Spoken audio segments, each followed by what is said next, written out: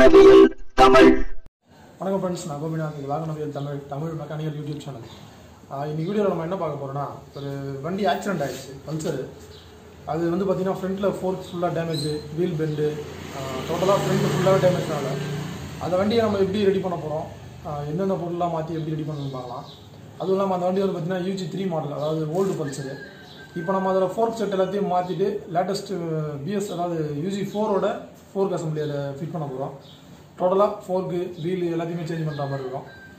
ஒரு ஆக்சிடென்ட் வண்டியை எப்படி ரெடி பண்ணி பழையபடி ரோட்டில் ஓட சொல்லி பார்க்கலாம். இந்த வண்டி தான் அது. இது வந்து பார்த்திங்கன்னா ஃப்ரண்ட்டில் ஃபுல்லாக ஃபோர்க்கெலாம் டேமேஜ், ஒரு சின்ன ஆக்சிடென்ட்டால். கஸ்டமருக்கு எதுவும் ப்ராப்ளம் இல்லை, ஆனால் வண்டி மொத்தம் ரொம்ப அடி வாங்கிடுச்சு. இதோட ஃபோர்க் கண்டிஷனை பாருங்கள், எந்த அளவுக்கு டேமேஜ் ஆகிருக்குன்ட்டு. ஃபுல்லாக ஃபோர்க்கு டேமேஜ், டீ ஸ்டெம் ஃபுல்லாக முறுக்கிச்சு. வண்டியை வந்து கட்ட முடியாமல் டாடா சில எடுத்துகிட்டு வந்தாங்க. வீலு எல்லாமே பெண்டு, டிஸ்க்கு டோட்டலாக எல்லாமே பெண்டு. இது எப்படி ரெடி பண்ணுறதுன்னு சொல்லிட்டு ஸ்டெப் பை ஸ்டெப்பாக வீடியோவில் பார்க்கலாம். ஓகே, ஃபஸ்ட்டு கோன் செட்டை ஃபிட் பண்ணிடலாம். எல்லாம் பஜாஜ் ஒரிஜினல் கோன் செட் தான்.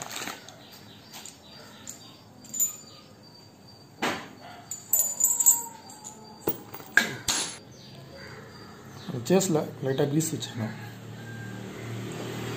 வச்சுட்டு புது கோன் செட்டை ஃபிட்டிங் பண்ணிக்கலாம். அதே மாதிரி கீழ் கப்புலேயும் க்ரீஸ் வச்சுட்டு மேலேயும் கீழேயும் கோன் செட்டை மொத்தமாக அடிச்சிக்கலாம்.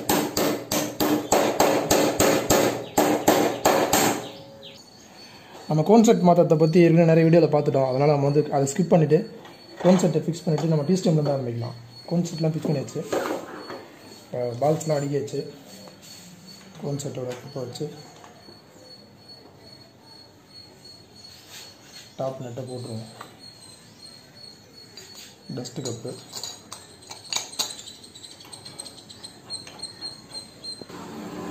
அந்த பெண்டான டீ ஸ்டெம்முக்கு பதிலாக நம்ம புதுசாக வேறு டீ ஸ்டெம் தான் போட்டிருக்கோம். இதில் வந்து எல்லா பார்ட்ஸுமே வந்து செகண்ட் ஹேண்டில் தான் வாங்கியிருக்கு. ஏன்னா கஸ்டமர் பட்ஜெட்லெஸ் ரெடி பண்ண சொன்னதால் எல்லாமே டோட்டலாக செகண்ட் ஹேண்ட் தான். அதுலேயே கொஞ்சம் நல்ல கண்டிஷனாக பார்த்து வாங்கியிருக்கு. மற்றபடி இந்த fork oil seal, cone set, fork oil, mudguard clamp, இது மாதிரி ஐட்டம் மட்டும் புதுசாக வாங்கியிருக்கோம். மற்றபடி டீ ஸ்டெம்மு, ஃபோர்க்கு, வீலு இதெல்லாம் வந்து செகண்ட் ஹேண்டில் தான் வாங்கியிருக்கு. பார்த்தீங்கன்னா நமக்கு ஹேண்டில் பார் டூ ஃபிக்ஸ் ஆகிடுச்சு. ஆனால் நம்ம வந்து இதில் ஹேண்டில் பாரே ஃபுல் செட்டை மாற்ற போகிறோம். ஏன்னா இது வந்து ஓல்டு மாடலு. நம்ம லேட்டஸ்ட் மாடல் அந்த 3 பீஸாக வரும் பார்த்தீங்களா, அந்த மாதிரி ஹேண்டில் பார் ஃபிட் பண்ண போகிறோம். அதனால் அதை ரிமூவ் பண்ணிட்டு லேட்டஸ்ட் ஹேண்டில் பார் ஃபிட் பண்ணிடலாம். இப்போ நம்ம 4 டியூபை ஃபிட் பண்ணிடலாம். 4 டியூப் எல்லாமே வந்து செகண்ட் தான். ஆனால் நம்ம அதில் fork oil seal, fork oil மட்டும் புதுசாக மாற்றிருக்கோம்.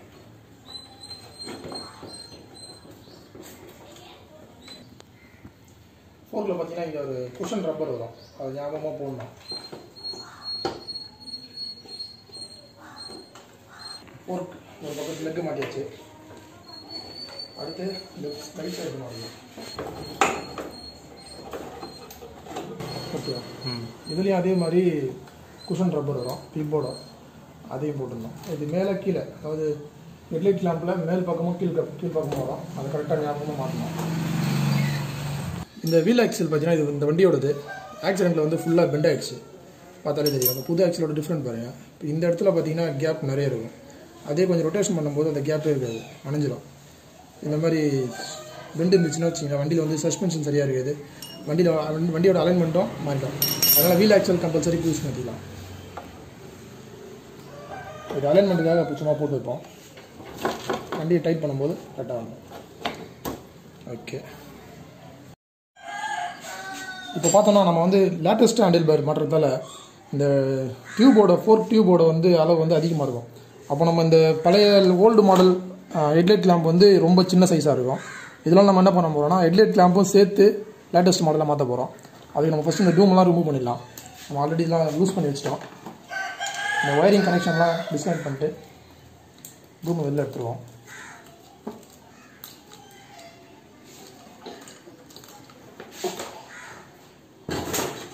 இப்போ பார்த்தோன்னா இந்த பிரேக்ஸு, இந்த கிளாம்பு உள்ளே வர எல்லாத்தையும் வெளியே எடுத்து வச்சுட்டு டூம் கிளாம்பை வெளியே தூக்கிடலாம்.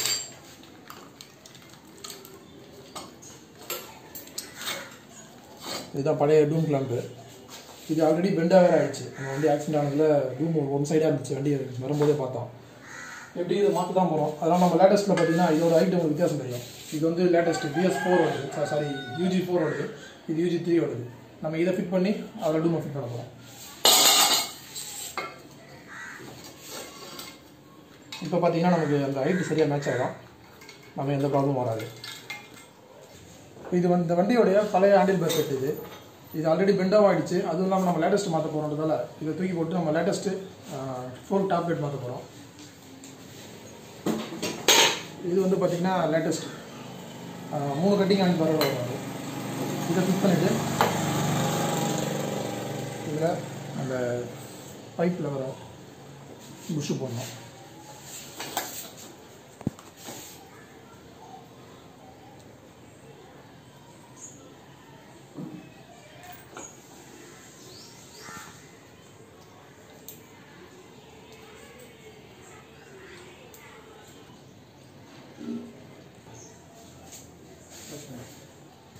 இது பார்த்தீங்கன்னா நம்ம லேட்டஸ்ட்டு ஹேண்டில் பேர். இதை ஃபிட் பண்ணிக்கலாம்.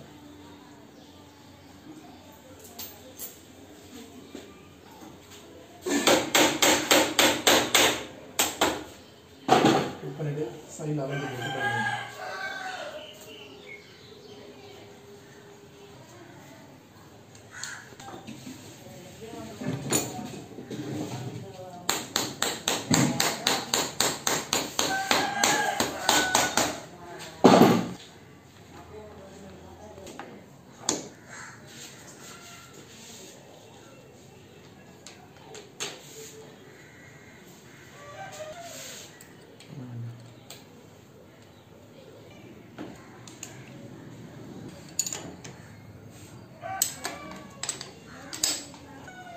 நம்ம எல்லாத்தையும் ஃபிக்ஸ் பண்ணி முடிச்சுட்டு இது மாதிரி வீல் ஆக்சில் போட்டு பார்த்தோன்னா ஃப்ரீயாக அது ரொட்டேஷன், அதாவது எந்த தடுப்பும் இல்லாமல் கரெக்டாக போய் சீட்டிங் ஆகும்.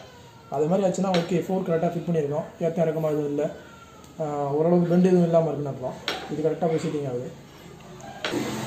அடுத்து நம்ம மட்கார்டு மாட்டிட்டு டூம் மாட்ட ஆரம்பிச்சிடலாம். இது இந்த வண்டியோட மட்கார்டு கிளாம்பு.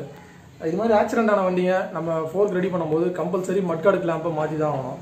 ஏன்னா மட்கார்டு கிளாம்பு பெண்டாகிறதுக்கு நிறைய சான்ஸ் இருக்குது. அது மாதிரி இப்போ மட்கார்டு கிளாம்ப் பெண்டாக இருந்துச்சுன்னா ஃபோர்க் ஆக்ஷன் ரொம்ப மோசமாக இருக்கும், ஃபோர் ஆக்ஷன் ஆகாது, ஹேண்டில் பார் பெண்ட் இருக்கிற மாதிரி இருக்கும், நமக்கு வந்து வண்டி ஓட்டுறதுக்கு கம்ஃபர்டபுளாக இருக்குது. அதனால் கம்பல்சரி மட்கார்டு கிளாம்ப் மாற்றி ஆகணும். இப்போ இது வந்து பார்த்திங்கன்னா புது மட்கார்டு கிளாம்ப் வாங்கிட்டு வந்துருக்கோம். இதோட ரேட் ஒரு 188 ரூபா வருது, அவ்வளோதான். நம்ம புது மட்கார்டு கிளாம்ப் மாற்றும் போது நமக்கு வந்து ஃபோர்க்கோட ஆக்ஷன் பக்காவாக இருக்கும், எந்த பெண்டு எதுவுமே இருக்காது, வீல் வந்து ஒன் சைடு இருக்கிற மாதிரிலாம் ப்ராப்ளம் வராது, கரெக்டாக இருக்கும். ஓகே ஃப்ரெண்ட்ஸ்,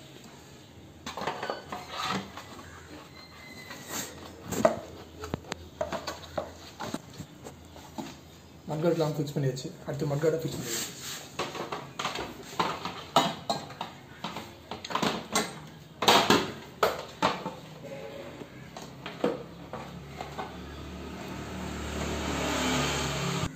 மட்கார்டில் சைடில் 4 அலங்கி போல்ட் வரும், லெஃப்ட் ரைட் 2 வரும். அந்த அலங்கி போல்ட்டை ஃபிக்ஸ் பண்ணிப்போம்.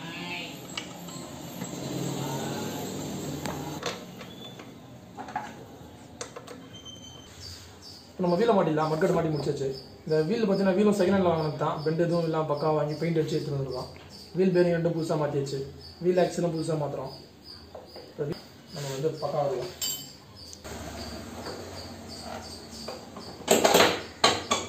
வீல் நல்லா ஃப்ரீயாக உட்காந்துச்சு.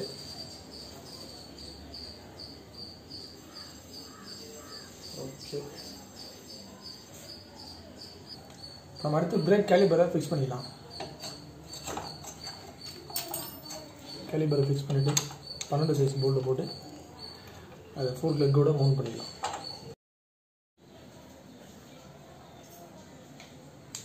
ஓகே ஃப்ரெண்ட்ஸ், இப்போ நம்ம வந்து ஃபுல்லாக ஃபோர்க் அசம்பிள் பண்ணியாச்சு.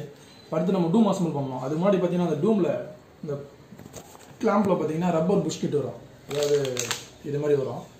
இது எதுக்காகனா நம்ம டூம் வந்து சில வண்டிகளில் செட்டாக ஷேக் ஆகும், அதனால் வந்து ரன்னிங்கில் சவுண்டு வரும், ஹெட்லைட்டோட அலைன்மெண்ட் வந்து மாறிட்டே இருக்கும்.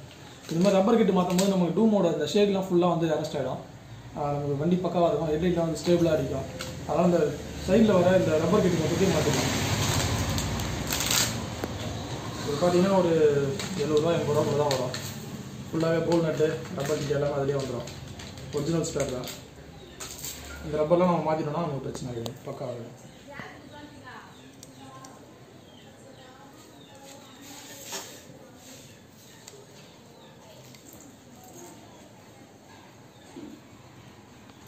இந்த ரப்பர் மாற்றினதுக்கப்புறம் பார்த்தீங்கன்னா அதில் இந்த மாதிரி ஒரு காலர் வரும், அந்த காலரை ஃபிக்ஸ் பண்ணிடணும்.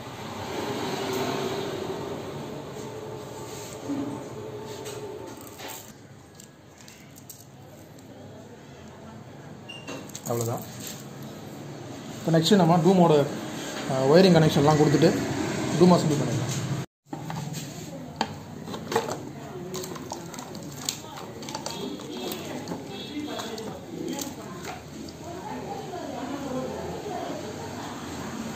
ஓகே ஃப்ரெண்ட்ஸ், இப்போ நம்ம டூமோட எல்லா ஒயரிங் கனெக்ஷன் கொடுத்தாச்சு. இப்போ நம்ம டூம் வந்து ஃபிக்ஸ் பண்ணிடலாம்.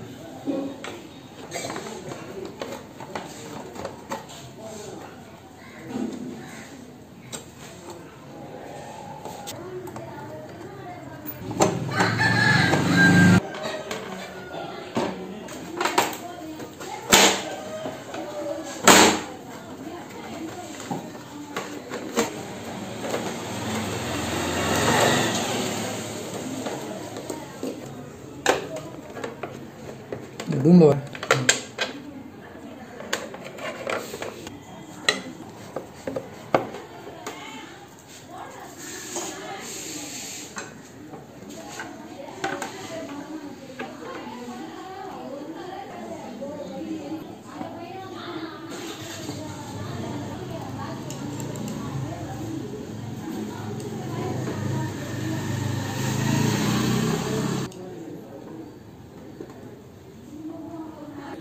இப்போ நம்ம டூம்லாம் மாட்டி முடிச்சாச்சு ஃப்ரெண்ட்ஸ். டூம் பார்த்தீங்கன்னா பக்கா ஃபிட்டிங்காக இருக்கும், ஷேக்குன்றது வராது, வைப்ரேஷன் வராது, எந்த நாய்ஸும் வராது, பக்காவாக இருக்கும். உங்கள் வண்டியில் அந்த மாதிரி பல்சரில் டூமில் வைப்ரேஷன் ஷேக் வந்துச்சுன்னா நீங்கள் அந்த டூம் ரப்பர் கிட்டு மாற்றினீங்கன்னா பக்காவாகிடும். அடுத்து நம்ம சுவிட்ச் கிட்லாம் செட் பண்ணிடலாம். சுவிட்செலாம் மாட்டிட்டு வண்டியை ட்ரையல் பார்க்க வேண்டியது தான்.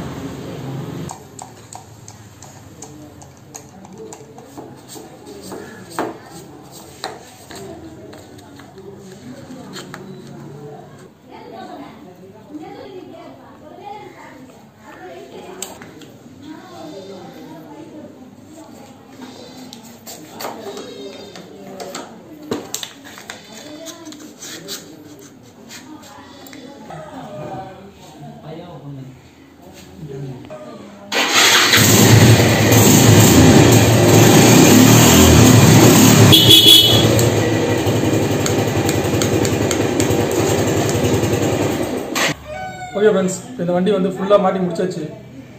எல்லாமே பக்காவாக இருக்குது. இதுக்கப்புறம் வண்டியை ஓட்டி பார்த்து டெஸ்ட் ட்ரைவ் பண்ணி ரன்னிங்கில் வண்டி கரெக்டாக இருக்கான்னு செக் பண்ணலாம். செக் பண்ணதுக்கப்புறம் வேலை முடிஞ்சிடும். இப்போ நீங்கள் நம்ம வீடியோ பிடிச்சிருந்தா லைக் பண்ணுங்கள், நம்ம சேனல் பிடிச்சிருந்தா சப்ஸ்கிரைப் பண்ணுங்கள், வீடியோ பிடிக்கலன்னா டிஸ்லைக் பண்ணுங்கள். ஏதாவது டவுட் இருந்தால் கமெண்ட்டில் கேளுங்க. நன்றி ஃப்ரெண்ட்ஸ்.